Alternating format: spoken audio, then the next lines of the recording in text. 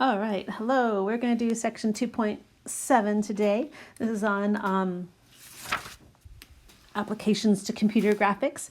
And so remember, don't fall asleep during my super exciting notes. I'll try to make it go as quick as I can. And I'm going to skip over the development of some of the formulas so that it makes it go a little faster. But, you know, the development part is written on the notes. And so you can see that if you're interested. All right, so first page. So, you know, this is like, you know, I was trying to find some pictures of like 3D graphics. So all these things in this picture, these are like a bunch of points that people have manipulated to make look further away and closer so that something on a 2D screen can look 3 dimensions. And then, you know, of course you get the glasses to help you and whatnot. So anyway, this is going to be having to do with some of that. So when you are trying to apply matrices to computer graphics, let's just highlight a few things right here. So you're going to need something called homogeneous coordinates. All right, a homogeneous coordinate is when you have something that's 2 dimensions and you have to turn it into 3 dimensions without really affecting the actual like point or where it is. And so when you have a xy point in 2 dimensions, you're going to make it x, y, and 1. And so basically that's going to put it on a plane that lies 1 unit above the xy plane. And so if you have xy, you're going to turn it into its homogeneous coordinate of xy1. So that 1 will always be there, it won't change. All right, so we have our first transformation coming up right here. So this transformation right here is a translation transformation. So remember, a translation is when you are trying to take a point and let's say you're trying to move it over and up a certain amount, like to right there. So you're just doing like, let's go move 3 to the right and 2 up. And so what you're going to do is xy is moving to x plus h, or it could be minus, and then y plus k, or it could be minus. All right, and so basically what you have then is it changes it to its homogeneous format right here. All right, so what you're going to do is if you make up you have this 1, 0, 0, 1, because you're not changing the coordinate at all. You're not like, you're not stretching it or shrinking it or reflecting it or anything like that. But this part over here, this HK that you want to move it is right there. And so then here is your point right there. And you would multiply this matrix by that matrix to get that. And so the effect is it would move the x coordinate, it would move the y coordinate. All right, so we'll do that in one of our problems. So that's a little part to like take note of. All right, now the next thing is we want to rotate. All right, so when you're trying to rotate a point through a certain angle, so we're going to rotate a vector through a fixed angle phi. All right, so it's a rotation vector, a rotation matrix. All right, and so what's going to happen, you know, your point starts here and you want to rotate it however far. You could go up or down, however much of an angle you want to rotate it. So this is the piece I was talking about right here. This is the part that I'm going to skip over. It's kind of like the development of the formula. And so if you want to read through that, you can see how it works out and how all the trig works out and everything. But I'm going to skip over that, and that kind of continues on here and it ends up right there. So this is what we basically have to gather from all that information. And we're going to turn that into a homogeneous situation. All right. So this right here is going to be the matrix that we use if we want to rotate something by a certain angle. Okay. All right. Now, like I talked about earlier, you know, back in the last chapter, you had all these different types of things that you wanted to do. Remember, we came up with matrices, and I had you, I think it was like a little worksheet we did in class. I had you kind of discover like how to do it. But if you start off with this matrix, 1, 0, 0, 1, that's the identity matrix. Remember, if you move those ones and zeros around or make some of them negative and whatnot, you can take something and say, oh, reflect it over the x-axis or the x1 axis.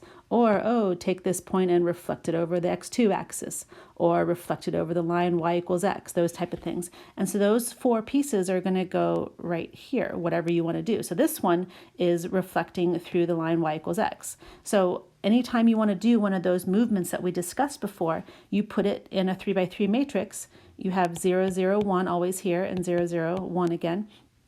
And then you put your little 2 by 2 matrix right there in the top corner. All right. And so that was back in section 1.9.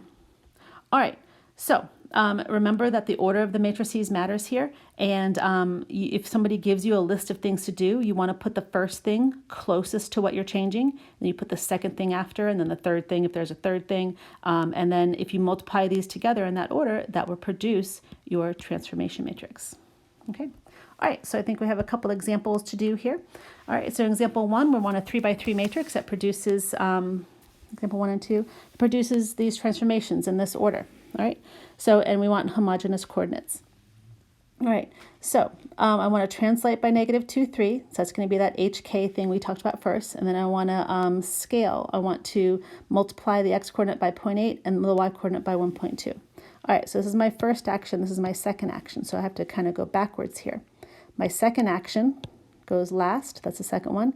And my first action goes here. Because remember, the thing that I'm trying to change is right there. All right, so I don't really need that question mark. I'll erase it later. All right, so my first action is to translate by -2, 3. So what I do is I keep 1, 0, 0, 1 in this corner. This is always 0, 0, 1.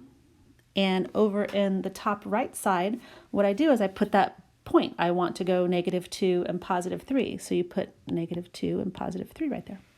All right, and then if you want to scale something, you keep your 0, 0, 1 and 0, 0, 1 there. And then your x coordinate, usually you would put 1, 0 here, but you're going to put 0.8 and 0. And usually you'd put 0, 1, but you're going to put 0 and 1.2. So that scales it. All right, so basically then you're going to just multiply these together, and that's going to be your transformation matrix. It's going to do those things in that order for you on whatever you try to do, whatever point.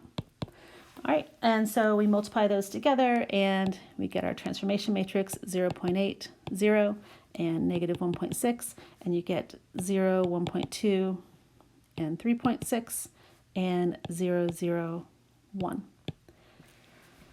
All right, so, and, you know, again, like I said, if you did this, multiply this matrix by whatever point you have, like let's say you multiplied it by 2, 5, and, you know, you always put the 1 right there. So what that would do is it would, you know, move, translate it by -2, 3. So let's see, 2, 5, I'd say go left 2 and up 3. So I guess it'd be about up here. And then it would shrink it down. Oh, and I can't really draw the x coordinates scaled by 0.8 and the y coordinate by 1.2. Yeah, I would like move this coordinate, but anyway. So, all right. So the next one, I want to rotate by 30 degrees and then reflect it through the x-axis. So those two things right here. This is my 1 and my 2. All right, so my rotation, that's going to be using my cosine and sine. And then my reflection, I got 0, 0, 1 here, 0, 0 there. My reflection's kind of easier to do. That's going to be my 1, 0, 0, -1, all those things that you did in section 1.9. All right, now over here, I'm going to do my cosines and my sines. So I have the cosine of 30, and then I have negative sine 30.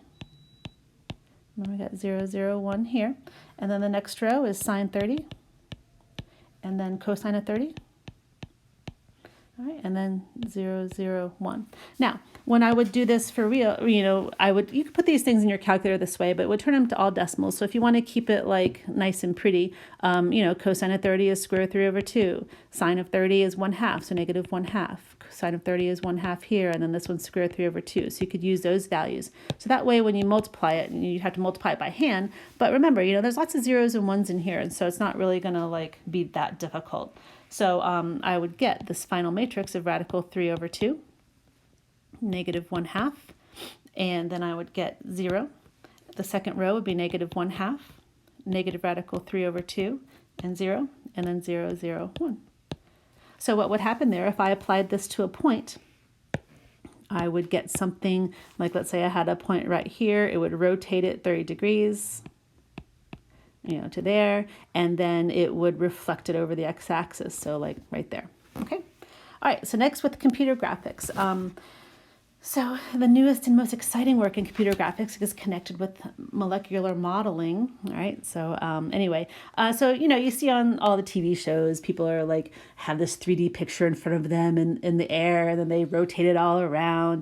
But anyway, it's kind of interesting, this little paragraph about you know, that way doctors can visualize what's happening and share it with other people. And anyway, if you wanted to read about that. But also, you're going to be doing stuff like, you're trying to make pictures appear 3D. So this has a lot to do with, like the perspective and things like that. You want to make something appear further away, or just like they do in the movies, and you want to make something, be 3D when it's really on a 2D surface. All right. So that next piece is right here. So again, I'm going to skip over like the development of all this, but this is going to be, we're doing something, creating a perspective, making something look like further away than it really is and things like that. And so I'm going to skip over like this development of it, but you can read that right there if you want to. And we're going to skip right ahead to the formula.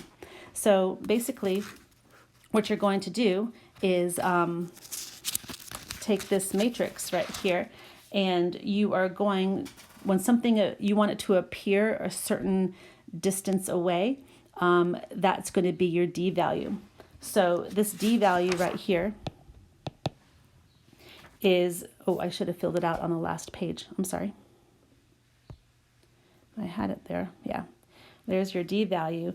It is your distance from the screen, or the thing that you're trying to project it from. So it's called your center of projection.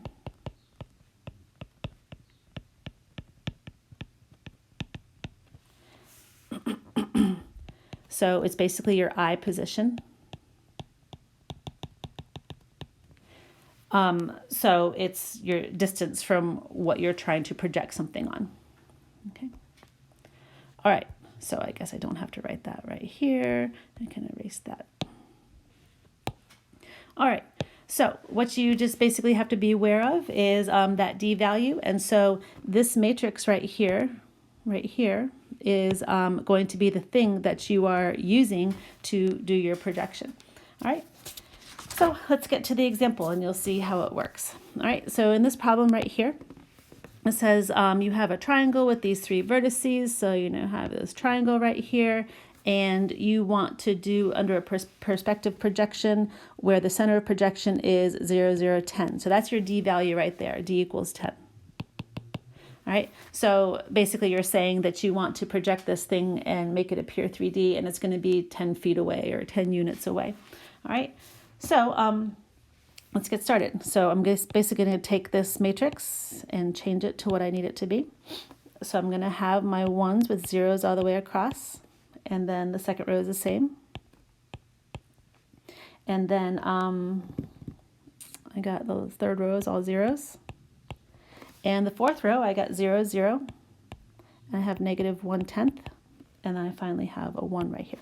So we want to apply this to all the points. Okay, so what we can do, if I wanted to apply it to one point, I would basically list the point here, 9, 3, negative 5, and make it homogeneous by putting a 1. But if I want to do it to all the points at once, I could just keep listing the points after that. So I got 12, 8, and 2, and 1. And then I got 1.8, 2.7, 1, and 1. All right, so you just multiply that. Oops, no. Wait, oh, no, it's fine. I'm sorry. I was thinking of the sizes and they do match up. All right. So when we do this, here's what we get. We get 9, 12, and 1.8. We get 3, 8, and 2.7. I get zeros here. All right. Then I have 1.5, 0.8, and 0.9.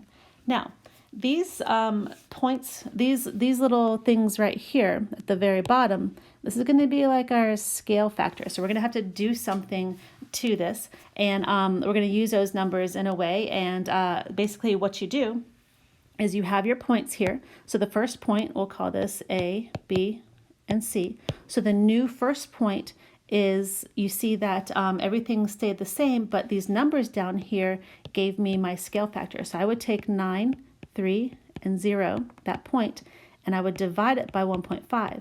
This is going to produce my new point A. So that turns into 6, 2, and 0. So this is my A prime, you could call it. All right, then I have 12, 8, and 0, and I divide that by 0.8, and that produces 15, 10, and 0. So that's my new point B. All right, and then I have point C, so I have the 1.8, 2.7 and 0. Divide that point by 0.9, and I get 230. All right, so if I had these points and I wanted to put this figure of these points right here. Oh, I think I got a little typo there. 12, oh no, that's fine. I'm sorry, that's fine.